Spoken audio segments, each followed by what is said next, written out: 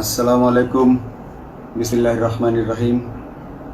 আমি বাংলাদেশ পুলিশের একজন কর্মকর্তা এসআই মাসুদ রানা। আমি আপনাদের কাছে কিছু তথ্য তুলে ধরতে চাই, যেটা বাংলাদেশের মানুষ অনেক দিন ধরেই জানে না, বা তারা এই প্রশ্নের উত্তর খুঁজছে অনেক বছর ধরে, কিন্তু কোনো উত্তর খুঁজে পায়নি। আজকে যাকে সেনাবাহিনী থেকে অব্যাহতি দেওয়া হলো, মেজর জেনারেল জিয়াউল হাসান, যিনি এনটিএমসির প্রধান ছিলেন এবং তিনি র্যাবের অতিরিক্ত পরিচালক ছিলেন। অতিরিক্ত পরিচালক অপারেশন। তিনি মেজর থাকতেই র্যাবে ছিলেন এবং বাংলাদেশে যত গুম খুন হয়েছে, বিএনপি সহ অন্যান্য যারা অ্যাক্টিভিস্ট, সেই গুম খুনের সাথে জড়িত এই জিয়াউল হাসান। অনেক নেতাদেরকেই র্যাবের কালো গাড়িতে করে সিভিলে ধরে আনা হতো, এনে র্যাব ওয়ানের গোপন আস্তানায় তাদেরকে আটক রাখা হতো। এরপর তাদেরকে সময় মতো অজ্ঞাত স্থানে নিয়ে তাদেরকে হত্যা করা হতো এবং অজ্ঞাত স্থানেই তাদের লাশ হয়তো নদীতে ডুবিয়ে দেওয়া হতো, নয়তো তাদেরকে দাফন করা হতো, নয়তো অ্যাসিডের মাধ্যমে তাদের লাশকে গলিয়ে দেওয়া হতো।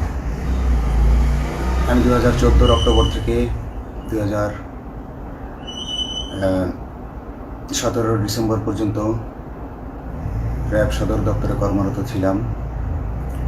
তখন র্যাবের ডিজি ছিলেন বেনজির,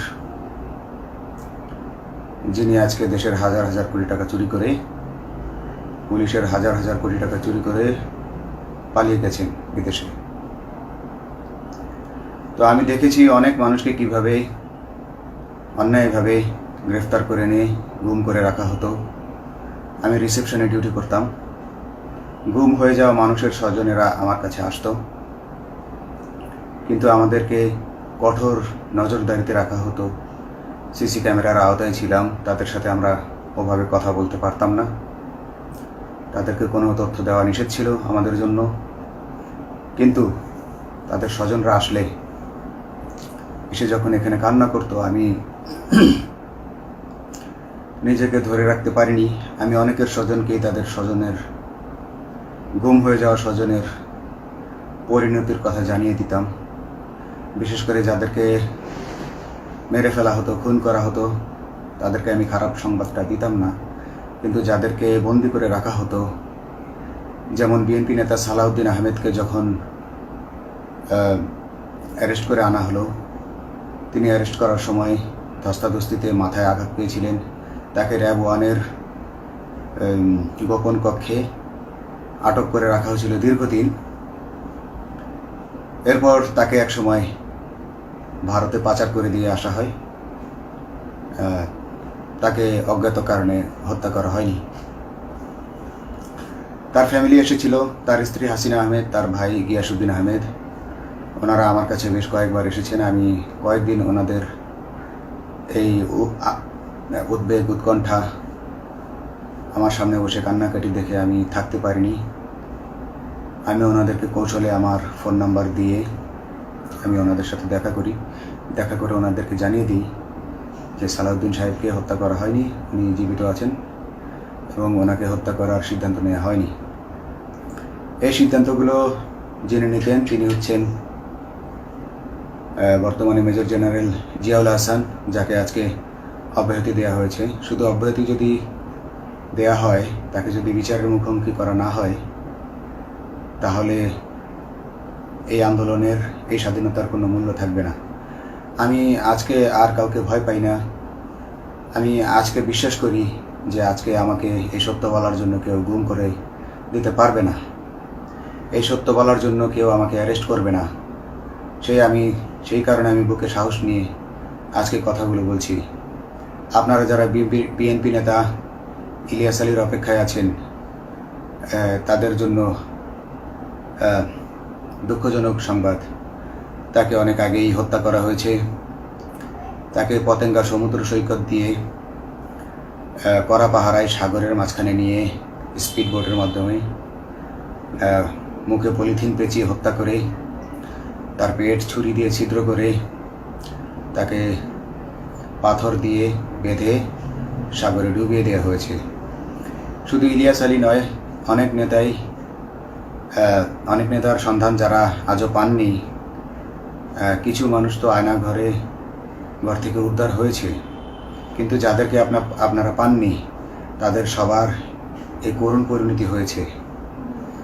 আমি যদিও তারা এই কাজগুলো অতি গোপনে করত এবং র্যাবের অন্যান্য শাখার কর্মরত কর্মকর্তা কর্মচারীরা এটা জানতো না, কিন্তু আমি অত্যন্ত বিচক্ষণভাবে আমি এই খবরগুলো নিতাম, কারণ আমি জানতাম এগুলো একদিন আমি প্রকাশ করতে পারবো। এবং এই দিনটার অপেক্ষায় ছিলাম আজকে এত বছর, মানুষের কাছে সত্য প্রকাশের। বাংলাদেশের মানুষ জানুক যে কারা খুনি, কারা এত মানুষকে খুন করেছে, এই দেশ থেকে এই দেশে ত্রাসের রাজত্ব কায়েম করেছে। তারা মাদকের ক্রস ফায়ারের নামে যে হত্যা ট্র্যাডিশন চালু করেছিল, এই ট্র্যাডিশনের উদ্দেশ্য ছিল বিরোধী দলের লোকজনকে হত্যা করা। কারণ পুলিশ এবং সেনাবাহিনীর অনেকেই মানুষ হত্যা করতে ভয় পেত, তারা এটাতে অভ্যস্ত ছিল না। অনেকেই অনেক সাহসী, কিন্তু একটা মানুষকে হত্যা করার পর তারা আর ঘুমাতে পারতো না, তাই তারা এসব কাজ করতো না। কিন্তু খুনে হাসিনা কিছু মানুষকে এভাবে হত্যা করতে করতে পুরস্কৃত করার মাধ্যমে হত্যা করতে অভ্যস্ত করে ফেলে। তারাই এই গ্রেফতারকৃত এই গুমকৃত মানুষদেরকে গুলি করে হত্যা করত। এবং তারা এতটাই নিষ্ঠুর যে তারা এক একজন কয়েক শত করে হত্যা করেছে। এবং এই মানুষগুলোর সংখ্যা বেশি নয়, কারণ সবাই লাশ দেখতে পারে না। একটা মানুষকে খুন করার পর লাশের যে ছটফটানি এবং মাথায় গুলি করার পর মাথার যে বিকৃত অবস্থা, এই জিনিসগুলো আমাদের অনেকেই আমরা সহ্য করতে পারি না। তাই আমাদের মধ্য থেকে কিছু হায়নাকে বেছে নিয়ে তারা একটা টিম গঠন করে, তাদেরকে র্যাব সদর দপ্তরে বেনজির আহমেদ প্রতি মাসে পুরস্কার দিতে ডাকতেন। এবং প্রত্যেকটা র্যাবের বিভিন্ন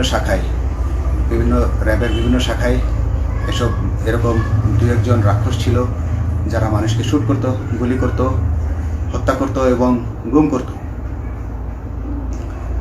তারা এখনও আছে। তাদেরকে আমি নতুন সরকারের কাছে দাবি জানাবো, তাদেরকে বের করতে হবে, তাদেরকে বিচারের আওতায় আনতে হবে। না হলে এত শহীদের বিনিময়ে যে ফ্যাসিবাদ থেকে, যে স্বৈর শাসন, যে খুনি হাসিনার হাত থেকে আমরা মুক্তি পেয়েছি, সে মুক্তির প্রকৃত মূল্য আমরা পাবো না, প্রকৃত স্বাদ আমরা পাবো না। এই খুনিদেরকে বের করতে হবে, এই খুনিদেরকে বের করে আইনের আওতায় আনতে হবে। বাংলাদেশ পুলিশ কখনোই গুলি করতে অভ্যস্ত ছিল না। আপনারা জানেন একসময় পুলিশ যে গুলি করতো না, এটা নিয়ে অনেক ব্যঙ্গচিত্র ছাপা হতো পত্রিকাগুলোতে, যে গুলি না করতে গুলি খেলনার বন্দুকে পরিণত হয়েছে। তো কিন্তু সেই নিরীহ পুলিশকে রক্তপিপাসু হিসেবে শেখ হাসিনা তৈরি করেছে। তবে সবাই নয়, কিছু কিছু মানুষ। আপনারা দেখেছেন এবং এই আন্দোলনের ভিডিও ফুটেজ দেখলেও দেখবেন যে কয়েক শত পুলিশের মধ্যে কেবলমাত্র কয়েকজনই জনতার দিকে গুলি ছুড়ছে। তো আপনারা ঢালাওভাবে পুলিশকে আপনাদের আক্রমণের নিশানা বানাবেন না। নতুন সরকার অবশ্যই এর বিচার করবে। আমি আশাবাদী নতুন সরকারের কাছে। তারা যদি আমার কাছে কোনো তথ্য চায়, আমি তথ্য দেব ইনশাল্লাহ। এবং এই খুনিদেরকে, এই রাক্ষসদেরকে বের করতে হবে। প্রতিটি গুমের, প্রতিটি হত্যার সুষ্ঠু তদন্ত করলে এগুলো বের হয়ে আসবে বলে আমি আশা করি। এবং আমি চাই এরা ধরা পড়ুক, এদের বিচার হোক, না হলে এরা যুগে যুগে এই রাক্ষস যুগে যুগে রয়ে যাবে, আমাদের মাঝেই তারা লুকিয়ে থাকবে এবং যুগে যুগেই তারা মানুষের রক্ত পান করেই যাবে। পুলিশ বাহিনী মানুষকে সেবা করবে, এটাই হওয়া উচিত পুলিশের ধর্ম। পুলিশের ধর্ম হবে মানুষ পুলিশের জন্য, পুলিশ মানুষের জন্য। উন্নত রাষ্ট্রের পুলিশ মানুষ যেভাবে পুলিশকে ডাকলেই পুলিশ 5 মিনিটের মধ্যে ছুটে যায়, তাকে সাহায্য করে। আমরা বিভিন্ন ভিডিওতে দেখি যে পুলিশ হাঁসের বাচ্চাকে রাস্তা পার করে দিচ্ছে, একজন অন্ধ মানুষকে রাস্তা পার করে দিচ্ছে। বাংলাদেশের পুলিশ এমনটাই করতে চায়, আমরা এমনটাই করতে চাই, কিন্তু সেই পরিস্থিতিতে আমাদেরকে রাখা হয়নি। আমাদেরকে রাখা হয়েছে দৌড়ের উপর, আমাদেরকে রাখা হয়েছে বিভিন্ন অন্যায় কাজের উপর, বিভিন্ন অন্যায় আদেশের উপর। কেউ যারা মেনেছে তারা ভালো ভালো জায়গায় পোস্টিং নিয়ে থেকেছে, যারা মানেনি তাদেরকে খারাপ খারাপ জায়গায় পোস্টিং দেওয়া হয়েছে, কারো চাকরি হয়ে হারিয়েছে, কাউকে সাসপেন্ড করে রাখা হয়েছে। আমি নিজেও একজন এমন বৈষম্যের শিকার, অন্যায় মিথ্যা মামলার শিকার হয়ে আমি নিজেও বর্তমানে সাসপেনশন অবস্থায় আছি এবং এই সাসপেনশন অবস্থায় থেকে আমি আল্লাহর কাছে শুকরিয়া জানাই, কারণ এই সাসপেনশন থাকার কারণে আমি ছাত্র জনতার আন্দোলনের সাথে সংযুক্ত হতে পেরেছি। আমি সবসময় আল্লাহর কাছে দোয়া করেছি যে আল্লাহ, তুমি আমাকে মুজাহিদ হিসেবে কবুল করো, আমাকে জিহাদ করার তৌফিক দান করো এবং আমাকে শহীদী মৃত্যু দান করো। এবং আল্লাহ আমার দোয়া কবুল করেছেন। আমি ছাত্র জনতার সাথে এই জিহাদে অংশগ্রহণ করেছি, ছাত্র জনতা সফল হয়েছে। আমি গর্বিত আমি এই আন্দোলনে একজন পুলিশ অফিসার হয়েও আমি অংশগ্রহণ করতে পেরেছি। তো যাই হোক, আমি চাইব যে বাংলাদেশ পুলিশের, র্যাবের যে সকল কর্মকর্তা অগণিত মানুষের গুম খুনের সাথে জড়িত ছিল তাদেরকে ধরা হোক, তাদেরকে আইনের আওতায় আনা হোক। আমাদের মতো অনেক অফিসার আছি যারা এসব কুকর্মের সাক্ষী, আমরা সাক্ষ্য দেব। আমরা এখন আর ভয় পাই না। আমরা আসলে যে ভয় পেয়েছি তা নয়, আমাদের বাহিনীতে টিকে থাকাটা জরুরি ছিল। জনগণের স্বার্থেই আমাদের বাহিনীতে থাকা জরুরি ছিল, কারণ আমরা যদি বাহিনী থেকে আউট হয়ে যেতাম তাহলে এসব তথ্য আমরা জানতে পারতাম না এবং জনতার কাছে পৌঁছাতে পারতাম না। জনতার কথা বলতে হলে, জনতার সাথে থাকতে হলে আমি পজিশনেও থাকতে হবে। এই জন্য অনেক কিছুই প্রকাশ করিনি, কারণ আপনারা ভালো মতোই জানেন যে অনেক সেনাবাহিনীর মেজরকেও গুম করে দেওয়া হয়েছে যারা মুখ খুলেছে। আমি তো একজন সামান্য সাব ইন্সপেক্টর, আমাকে গুম করে দেওয়া তাদের 1 সেকেন্ডের ব্যাপার ছিল। তো আমি এখন বিশ্বাস করি যে এখন সেই দিন, সেই কালো মেঘ সরে গেছে আকাশ থেকে, আকাশ মুক্ত হয়েছে, এই দেশ জালিমের শাসন থেকে মুক্ত হয়েছে। আল্লাহ তাআলা আমাদের উপর রহমত বর্ষণ করেছে। অগণিত মুসলিমের দোয়া আল্লাহ তাআলা কবুল করেছেন, অগণিত 18 কোটি মানুষের দোয়া আল্লাহ কবুল করেছেন। তাহলে এইভাবে হঠাৎ করে 15 দিনের মধ্যে 15 বছর ধরে গড়ে ওঠা রাক্ষসের পতন ঘটা আল্লাহর রহমত ছাড়া, আল্লাহর রহমত ছাড়া এটা কখনোই সম্ভব হতো না। আমি আল্লাহর উপর ভরসা রেখে বলছি, আপনারা নতুন প্রশাসনকে ঢেলে সাজান, পুলিশ বাহিনীকে ঢেলে সাজান। এই সিস্টেমের মধ্যেই, পুলিশের এই সিস্টেমের মধ্যেই গণ্ডগোল আছে, নিয়োগের মধ্যে গণ্ডগোল আছে। আপনারা এই সিস্টেমগুলো পরিবর্তন করুন, আপনারা এই সিস্টেম পরিবর্তনে সাহায্য করুন এবং পুলিশ ডিপার্টমেন্টে যত ডিপার্টমেন্টাল পরীক্ষা আছে এগুলো তুলে দেন। এই ডিপার্টমেন্টাল পরীক্ষাগুলোর মাধ্যমে আমাদের ঊর্ধ্বতনরা আমাদের গলা সবসময় চিপে ধরে রাখে, ঠিক আছে? সেজন্য আমরা তাদের কাছে সবসময় আটকা থাকি। এই জন্য আমরা অনেক কিছু বলতে পারি না, অন্যায়ের প্রতিবাদ করতে পারি না। তো এই সিস্টেম পরিবর্তন জরুরি। ডিপার্টমেন্টে কোনো পরীক্ষা থাকা যাবে না। কনস্টেবল হতে যারা একটা নির্দিষ্ট সময় পর তার বিভিন্ন কোর্স করানোর মাধ্যমে তার প্রমোশন হতে হবে। সাব ইন্সপেক্টরে ভর্তি হয়ে 5 বছর পর ইন্সপেক্টর হিসেবে পদোন্নতি পাবে, তার 5 বছর পর সহকারী পুলিশ সুপার হিসেবে পদোন্নতি পাবে। এভাবে আইন পরিবর্তন করতে হবে। তাদেরকে দক্ষ করে গড়ে তোলার জন্য বিশেষ কোর্সের আয়োজন করতে হবে এবং সৎভাবে বাঁচার জন্য সঠিক বেতন কাঠামো এবং ভালো কাজের জন্য পুরস্কার এর ব্যবস্থা করতে হবে। বিভিন্ন যে চোরাই মাল মাদক উদ্ধারের জন্য সেক্ষেত্রেও বিশেষ পুরস্কারের ব্যবস্থা থাকতে হবে এবং বাসস্থান এবং যানবাহন, পুলিশের যেই ব্যয়টা হয় সেটা হচ্ছে বাসস্থান এবং যানবাহন। পুলিশ আমরা নিজের বেতনের টাকা দিয়ে মোটরসাইকেল কিনে চাকরি করতে হয়, এই বিষয়টা যেন না করতে হয় এবং সরকারি বাসস্থান যদি আমাদেরকে দেওয়া হয় তবে আমরা বেতনের টাকা দিয়ে আমরা মানুষকে সেবা দিতে পারবো, সৎভাবে চলতে পারবো এবং দেশের মানুষকে সন্তুষ্ট করতে পারবো ইনশাল্লাহ। তো আমি আপনাদেরকে প্রথমে যেই তথ্যগুলো দিয়েছি গুম খুনের বিষয়ে, আপনারা এই তথ্যগুলো অনুসন্ধান করুন, অনুসন্ধানে টিম গঠন করুন। প্রত্যেকটা গুম খুনের বিচার হতে হবে এই দেশে।